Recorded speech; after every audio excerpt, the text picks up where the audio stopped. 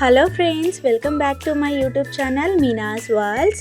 ఇక్కడైతే నేను ఇవాళ మా సండే వ్లాగ్ చూపించబోతున్నాను. సండే మేము ఏం కుక్ చేసుకున్నామో చూసేయండి. ఇప్పుడు మేమైతే మంచి చేపల ఫ్రై అండ్ చేపల పులుసు అయితే చేసుకున్నాము. నేను నా స్టైల్లో ఎలా చేపల ఫ్రై చేస్తానో పులుసు చేస్తానో మీకైతే చూపించబోతున్నాను. ఈజీగా 10 మినిట్స్లో చేసుకోవచ్చు. ఎవరైనా సరే, బిగినర్స్ అయినా సరే. ఆఫ్ కోర్స్ కొంచెం ప్రాక్టీస్ కావాలి, but same as these follow అయిపోతే అయితే చేసుకోవచ్చు. ఇంకా ఇక్కడైతే ఇది నా ఓన్ రెసిపీ అన్నమాట. కొంచెం చేంజెస్ అవి చేసి నేను ఇలా సెట్ చేశాను.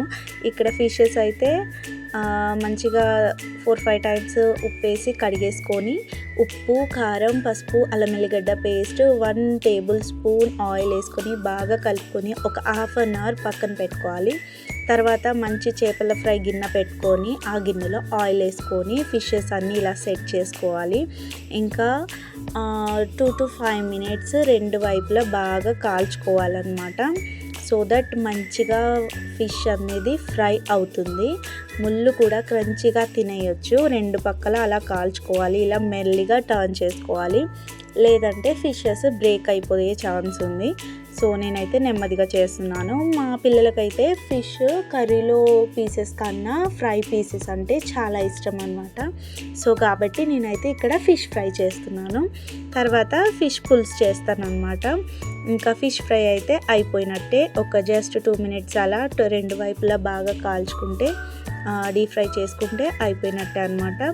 దీంట్లో మనం ఇంకా కొత్తిమీర, పుదీనా, నూనెలో వేయించుకున్న కరివేపాకు, పచ్చిల్లిపాయలు వేసుకొని గార్నిష్ చేసుకొని ప్లేట్లో సర్వ్ చేసుకొని తింటే అంతే, ఫుల్ సెట్ అనమాట. ఇంకా నాకు అయితే ఫిష్లో దాని స్కిన్ ఉంటుంది కదా, క్రంచిగా ఉండే పీస్ అండ్ ఫిష్ స్కిన్ అనేది నాకు చాలా ఇష్టము. నేను చిన్నప్పటి నుంచి అదే తింటా. లోపలైతే బొల్లులు ఉంటాయని ఫిష్కి చుట్టుముట్టు ఉన్న ఆ స్కిన్ అయితే తినేస్తానమాట. ఇంకా ఇప్పుడైతే ముళ్ళు కూడా తీసేసుకొని తింటాము, పెద్ద అయిపోయాం కాబట్టి. ఇంకా మా పిల్లలకైతే నేను ముళ్ళు జాగ్రత్తగా తీసి పెడతాను. ఇంకా తర్వాత ఇప్పుడు నేను ఫిష్ పులుసు కోసం ఇక్కడైతే రెడీ చేస్తున్నాను. ఫస్ట్ ఆఫ్ ఆల్ చేపల పులుసుకి అయితే ఒక ఆనియన్ కట్ చేసుకుంటున్నాను నేను, బిగ్ సైజ్ ఆనియన్ అనమాట. ఇంకా ఒక బిగ్ సైజ్ టొమాటో కూడా తీసుకున్నాను. చేపల పులుసులో టొమాటో చాలా టేస్టీగా ఉంటుంది. బిగ్ పీసెస్ కట్ చేసుకొని వేసుకోవాలి, అన్నంలో తింటే అయితే సూపర్ ఉంటుంది. ఇంకా ఒక ఆనియన్ అయితే మంచిగా సన్నగా కట్ చేసేసిన. ఇంకా ఆనియన్ కట్ చేసిన తర్వాత టొమాటో కూడా కట్ చేసేస్తున్నాను అనమాట. ఇంకా కొంచెం ఆనియన్ అయితే మసాలాకి కూడా కావాలి, మనం మసాలా రెడీ చేసుకుంటాము. ఇంకా ఇప్పుడైతే ఇంకా టమాటా కట్ చేసిన తర్వాత ఆనియన్, టొమాటో, ఇంకా చింతపండు ముందే నానబెట్టి పెట్టుకున్నా. ఇవైతే మనకి చేపల పులుసు చేసుకోవడానికి కావాల్సిన ఇంగ్రీడియంట్స్ అన్నమాట. ఇంకా చింతపండు అయితే మంచిగా నానిపోయింది, మంచిగా నానబెట్టుకున్నా అనమాట. ఫిష్ అయితే ఇంకా కలిపి పెట్టుకున్నది అయితే ఉంది కదా. ఇంకా ఇక్కడ నేను చింతపండు మంచిగా పిసుకుతున్నా. మంచిగా చింతపండు అంతా బాగా పిసికి దాని వాటర్ అంతా మనం సైడ్కి తీసుకోవాలి. మొత్తం గుజ్జు అంతా వైట్గా అయ్యేదాకా కూడా మనం చింతపండు బాగా పిసకాలి. ఎందుకంటే చేపల పులుసుకి చింతపండు అనేది చాలా ఇంపార్టెంట్ కాబట్టి. ఇంకా చేపల కూరకి పులుసుకి తేడా ఏంటంటే, కూర అయితే కొంచెం గట్టిగా ఉంటుంది, లైట్గా పైన నూనె తేలుతూ ఒక మంచిగా ఉంటుంది అన్నమాట కర్రీ. పులుసు అయితే కొంచెం పులుసులాగా ఉంటుంది. మా ఆయనకి చేపల పులుసు ఇష్టం కాబట్టి నేను చేపల పులుసు చేస్తున్నా. ఇక్కడైతే మీకు ఇంకోసారి చేపల కూర కూడా చేసి చూపిస్తాను.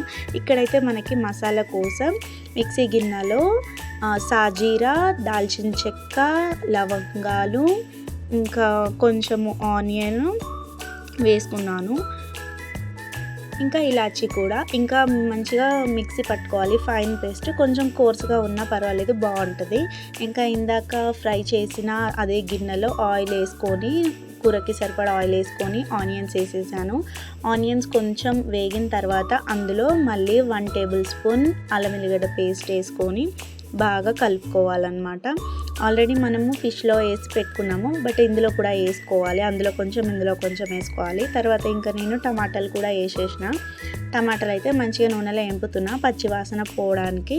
ఇంకా టమాటాలు వేగిపోయిన తర్వాత అయితే ఫిషెస్ అన్ని పీసెస్ వేసేసుకున్నా అనమాట.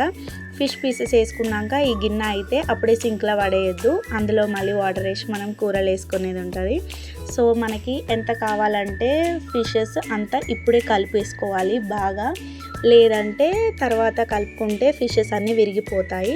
కాబట్టి నేను ఇంకా ఫిషెస్ మంచిగా కలిపేసిన తర్వాత ఈ పేస్ట్ అయితే మనం ఏదైతే మసాలా రెడీ చేసి పెట్టుకున్నామో ఆ మసాలా పేస్ట్ అయితే ఆ ఫిషెస్లలో వేసేసిన. ఈ చేపల పులుసుకి ఈ మసాలా పేస్టే చాలా ఇంపార్టెంట్ అన్నమాట.